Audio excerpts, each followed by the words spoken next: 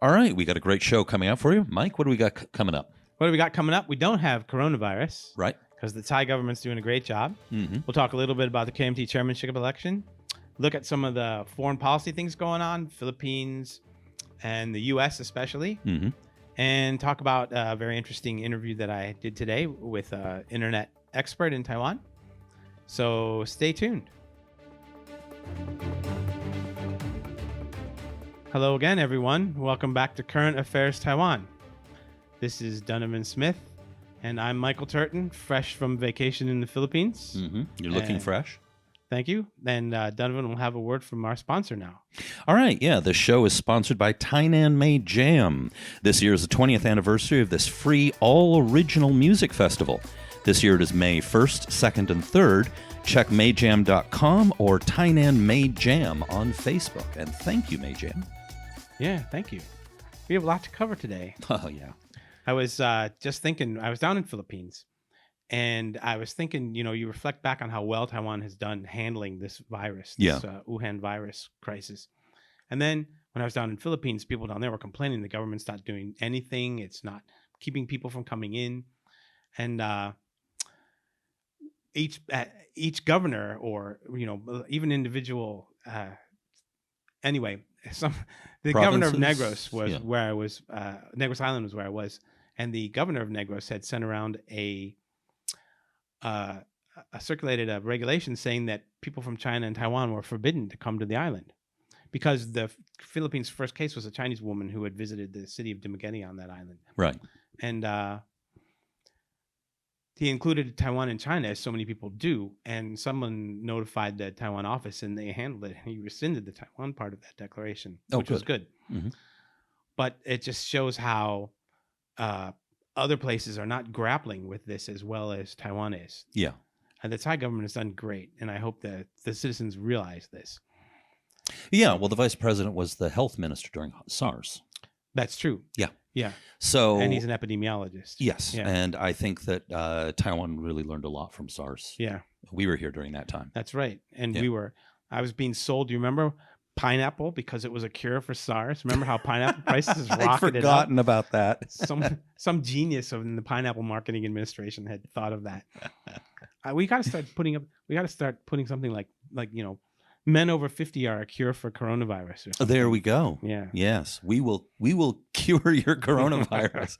That might be a little risky for us. What do you think about it? That's probably it. Yes. So anyway. Yeah. And the local political front's kind of quiet, actually. Yes. The KMT has solidified its chairmanship election. People, who's running? Jiang Jitsun, the Fengyuan area, the Fengyuan district area legislator from here in Taichung. That's Johnny Chang. Johnny Chang, yeah. And Hao Longbin, the former Taipei mayor and vice chairman of the KMT. Yeah. So they're running for, and whoever wins will only be chairman for a year. Yeah. Until May of 2021. Right. So we talked a little bit about in the last show. There's not a whole lot to add this week because the coronavirus has pretty much sucked up all the news. Yeah. And one thing I did see on the chairman's race, one article, it was in the local media, which said Johnny Chang has the momentum and the atmosphere, or what's the proper, the Chinese term I'm referring to. Chief. Yeah, exactly. Yeah. I guess he has the vibe going for him. Right. He's got his mojo working, I guess you could say. But Hao has the organizational edge, which makes sense. He's the vice chair. Right. And he's a heavyweight politician in his own right. He is, yeah. Yeah. And as I think I stated last week, basically, which candidate the party picks will say a lot about where the party membership thinks it's at. If they go for Johnny Chang, that means that they are genuinely afraid of continuing to lose elections. If they go for Hao Longbin, this means that they're going for somebody they feel comfortable with and who's a lot closer to their ideology. Now, something I thought that was really interesting, which, again, I touched on a little bit last time, Hao Longbin is turning back the clock. Yeah? How? In other words, he's talking a lot about how we don't, if China's not going to treat the Republic of China with respect and recognize us as a country, then we won't have any dealings with them. In other words, he's sounding very old school KMT. He's not sounding more like the more recent sort of more pan-red kind of noises that have been coming out of the KMT. He's sounding more old line. He specifically said, we can cut off postal services and all that. In other words, rescinding the 3 links is kind of on the table. Wow. So he's sounding very, he's talking tough, but he's talking old KMT, ROC nationalism tough. So I thought that was interesting. That is interesting. Yeah. Who would he be appealing to with that talk? Not the old soldiers? Maybe he's trying to find some discourse that'll lead him around to ditching the 1992 consensus. Yeah. Well, he's already talking about that as, again, if they don't recognize, he specifically said, if the PRC does not recognize the KMT version of the formula, right, with different interpretations on each side, he said there's no point in continuing the 92 consensus. Right. So the KMT has to, like you were saying in the wonderful piece that you wrote, the KMT has to grapple with this problem of what to do about the 1992 consensus, which they've made the basis of their China policy. Yeah. My theory is that what he's going for is, it used to be that people trusted the DPP on sovereignty. Right. But they were worried that they would go too far. Right. They trusted the KMT because the KMT was firmly anti-communist. Now that has changed, and that's a big part of, I think, why the KMT's lost a couple of elections. I suspect he's trying to win people's trust back by going back old school. That's my theory. Yeah, the old school would be a way to have an ROC KMT China policy that is not independence oriented, but is anti-China. Right. Yeah. So maybe that's what he's working towards. So, and then down south in Kaohsiung, there's the big recall thing. There's actually 2 recalls going on. Yes. The big one is, of course, of Mayor Han, who ran for president and ran away from his city. Mm-hmm. So they reached a new milestone soon, right? They've passed 200,000. Total, they need to get 200 and some odd thousand. I forget the exact number. Oh, yeah, that's right. By February 28th. They just announced that they will be coming out with, they think that by the 16th, they will have reached the safe margin of 300,000 signatures. And then we'll have a recall vote. And if the KMT loses, if he's recalled, then we have a whole new election. Yes. The KMT deputy doesn't step up. We have a whole new election. And I don't see how the KMT is going to win that. Probably not, unless they pull a fantastic candidate out of a hat. Right. Yeah. I also don't see how, frankly, at this point, I don't see Han losing it. I mean, I don't know. I'm really kind of, like I mentioned last week, Carl Thelen or Thielen. I don't know.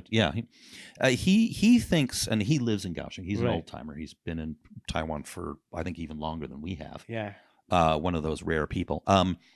And he says, talking to a lot of people, there's a fair number of people in Kaohsiung whose opinion is they're not real happy with Han, but they don't think that he deserves to be recalled. Right. Now, I don't know. They need to get 25% of the electorate. So the question is, can they get 25% of the electorate to come out to vote to recall? And I don't know. What I'm looking forward to, though, is Kat Thomas just went down to Kaohsiung. Oh, did she? Today. And she had some interviews. I won't give away who, but she's always a good, solid writer. So looking forward to see what she comes out with. Yeah, she's wonderful. Yeah. So, whoops. So what happened with the other recall? Well, the Huangjie one passed the first phase, which is, I think, 1% of the, and so it's going to move into phase 2. Yeah. It's moving into phase 2, it looks like. And then they need to get 10% of the electorate, I believe, to sign up, and then they'll move forward from there. So we don't know. We'll see. She's the new new party, the new power party candidate for. Sorry, she's not the candidate. She's a city councilor who's been very, very vocal in her opposition to Han Kuo-yu. Right. So, what else is going on? Oh yeah, some politics up in New Taipei City. The New Taipei City government, the Chinshan Nuclear Plant needs to be decommissioned. It's reaching the end of its life, and the New Taipei City government won't give the permits for the spent fuel storage, so they can't decommission the plant. Now, you were saying when we discussed this before the show that Ho Yo-i, the KMT mayor of New Taipei City, has come out against the 4th nuclear plant. Mm-hmm. I believe so. That's my memory. Yeah. Yeah, I remember him saying that too. Mm-hmm. So what does this mean? Why are they doing that? Maybe they're trying to keep nuclear going as that's part of the KMT commitment, or maybe they just it's simple NIMBY. I don't want these things in my backyard. Yeah, I don't know. Yeah, it's hard to say, but I thought that was interesting. Yeah, and then we had a lot of stuff going on in foreign policy. Secretary of State Pompeo of the United States called us a country. Yes. Well, in his congratulatory message to, there's a great piece in the Taipei Times. John Tasek, yeah. Yeah. And it's worth reading. It's a Taipei Times Monday's edition. And he talked about how he compared his congratulatory speech to President Tsai. He referred to Taiwan. He used country and Taiwan in the same sentence. He said that it was the warmest congratulatory and friendly congratulatory message to a Taiwanese president since the Eisenhower administration. And Tasek is a former U.S. official. He's a retired diplomat. So, and he also compared it. He said that Pompeo's message was to President Tsai was warmer than that to Boris Johnson, who when he won in December. Well, you got to admit, Tsai's a lot prettier than Boris Johnson. That's true. That's true. Now, he said he wasn't saying that the one to Boris Johnson was not unfriendly. He was just saying that there was a more palpable warmth in the one to President Tsai. He also gave a speech to 44 governors, which was very interesting. Oh, yeah. He was basically warning them that they should not have their own one China policy. China has been adept at using local governments against central governments. We've seen some of that in Taiwan, where they've tried to, set up arrangements with Kaohsiung when Han was mayor and so on and so forth, giving special. Didn't they buy fruit and send tourists and all sorts of things like that? Yeah. Same with Nantou. So, yeah. KMT run areas. So, but this strategy is the same one they're actually using in other places, especially in Australia, where it's been very successful in getting Australian state governments to have their own China policies that are completely different from Canberra's. Yeah. And Australia, it's important to note that Australia does not follow China's one China principle. Australia has a one China policy under which they acknowledge or take note of China's claim to Taiwan, but they don't recognize it. But unfortunately, state governments are just doing an end run around that and saying Taiwan's part of China. And most recently, we saw the dance troupe from Taiwan, Shanyu, did a show there and displayed the Taiwan flag in Western Australia, and the local government was apologizing to the Chinese for that. And went to their consulate they went to the consulate or embassy and apologized in person. Oh my God! Blocked. Now this is a Falun Gong backed dance troupe, but it's a Taiwanese one, and they canceled or didn't allow them to perform, and apologized to the PRC embassy or consulate. I can't remember which. That makes my stomach turn. Yeah. Well, what else is going on? Oh, Philippines. I was in the Philippines on Sunday, and Duterte canceled the VFA, the Visiting Forces Agreement. He's ordered his foreign ministry to begin the proceedings of doing so. Yeah, they're going to terminate it. Maybe they won't go through with it, but it's ironic that this happens at pretty much the same time that yesterday the Chinese flew bombers. They flew planes around Taiwan through the Bashi Channel between Kending and Philippines, and then around the north side up through Japanese waters, I guess. Now, just for context, the Visiting Forces Agreement is between the Philippines and the United States, and this allows American ship visits. Right. So that American warships in the area can dock, their people can presumably, enjoy themselves, they can refuel, I guess, and all that sort of stuff. Right. So now this would be bad news, I think, for Taiwan, because the Philippines is a key part of the first island chain, which we've talked about before on this show, but essentially that helps box in the People's Republic.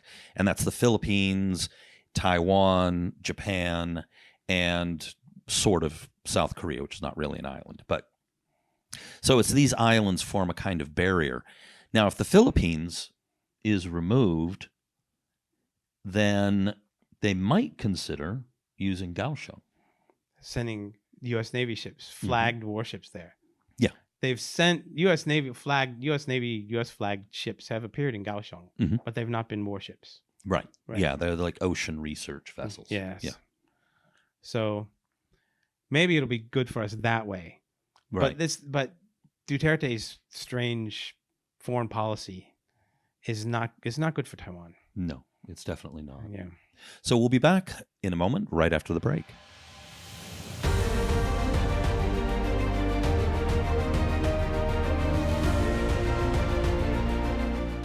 All right, welcome back. So speaking of those planes that flew around Taiwan, it was bombers and fighter jets. Yep. They did it twice, yesterday and today. Right. So tell us a little bit about that. Well, the Global Times had said that was a response to the Thai government's, of course, independence leanings, and also, of course, the Thai government's close relationship now with Washington, which has been better than any previous presidents, basically. Yeah. It's very good now.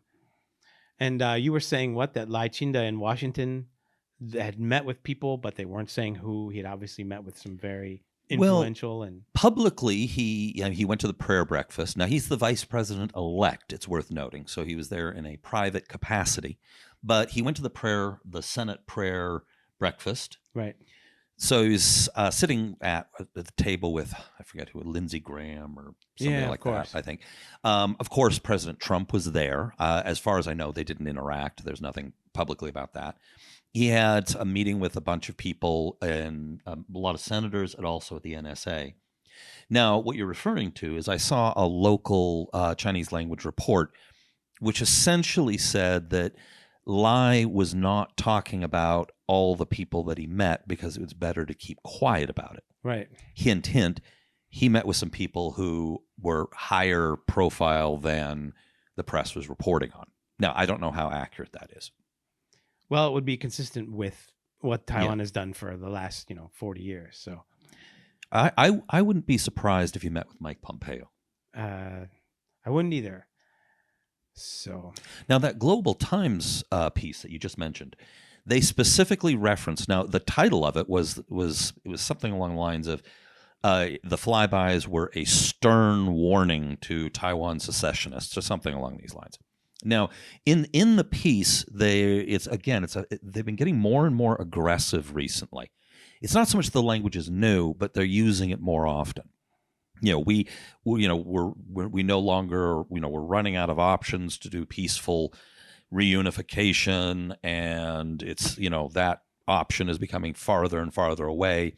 And the article specifically referenced Lai Ching-te's visit to Washington and talked about how the Thai government, essentially that and some other pieces recently been saying the Thai government has become more brazen and open in their Taiwan independence activities, and they didn't use the word colluded, but essentially that's what they're saying with the United States against their compatriots on the mainland, that kind of thing. Yeah. Now, I've got a piece which I'm working on right now about how this is for domestic consumption inside of China, in which I steal shamelessly from what you've been pointing out, Mike, since I don't know. Ages. For ages and ages, I've been saying that all this rhetoric is aimed that the Beijing government has a problem. Nobody wants war. Right. No people ever want war. And so they have to convince their people that they've done everything. They've exhausted all avenues. They've tried all peaceful means, and now they have to go to war. Mm-hmm. So all this rhetoric is trying to legitimate this future war that they really want, actually. Mm-hmm. That's the way I view it anyway. So yeah, we've tried so hard to, to work with our Taiwanese compatriots, but these stubborn secessionists are forcing our hand. We have to go to war. We legally have to go to war because of the anti-secession law, which we passed, by the way, ourselves, and that kind of thing. Right. Yeah. So this rhetoric is being stepped up, you think? I think so. That's very scary. I'm a faithful reader of the Global Times because it's such a stellar outlet. This is the more extreme publication that it's a mouthpiece for the Chinese Communist Party. It's the more extreme one. I read the People's Daily and the Global Times. The Global Times is the more extreme of the two. Right. When it starts to reach the People's Daily, then it's pretty close to official line. The Global Times is where they float their trial balloons. Right. Yeah. So that the Global Times has become increasingly been referring to the fact that the military in China now is strong enough to take Taiwan. It's inevitable that the motherland will be reunited, and more we're running out of options for a peaceful solution, and so we have to consider going to war. Yeah. Well, and speaking of going to war, that resort in Cambodia seems to be hosting a new Chinese airbase. Yes, a holiday in Cambodia location. Yes. So tell us about that. The Chinese built a resort in Cambodia near the Thai border, and basically overlooking the Gulf of Thailand. And the runway on that thing is much, much larger than a commercial jet needs, much longer.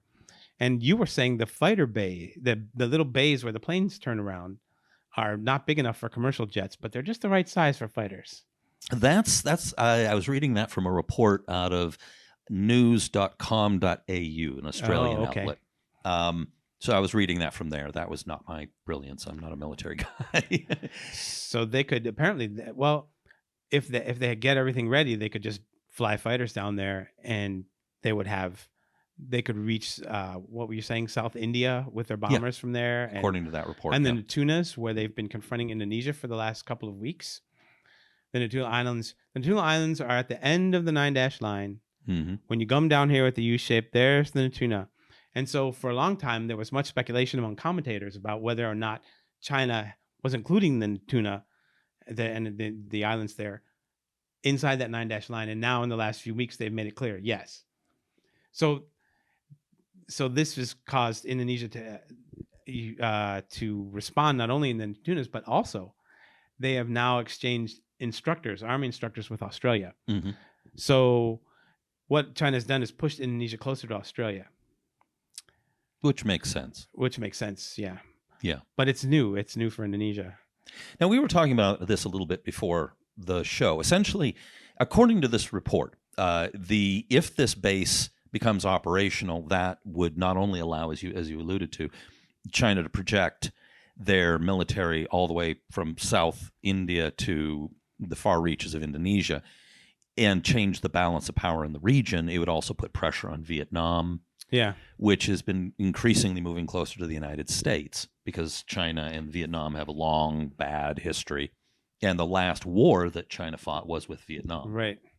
So however, we were talking about this, and we both had the same thinking on this, which was that our suspicion is, at least in the short term, now that once they finish completing this, they won't station fighter jets or bombers there. No. But they'll have it all prepped and ready to become a base whenever they need it to be. Right.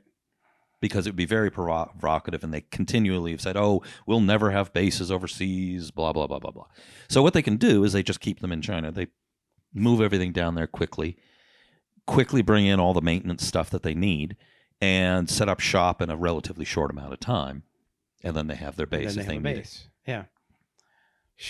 Very scary. Mm. Now, if they do start occupying it really soon, that will be a bombshell message, I think. Yeah. So speaking of messaging, this week has come out with several pieces have come out recently praising the Taiwan government for handling the disinformation campaign of China. Mm-hmm. Specifically Audrey Tong. Yeah.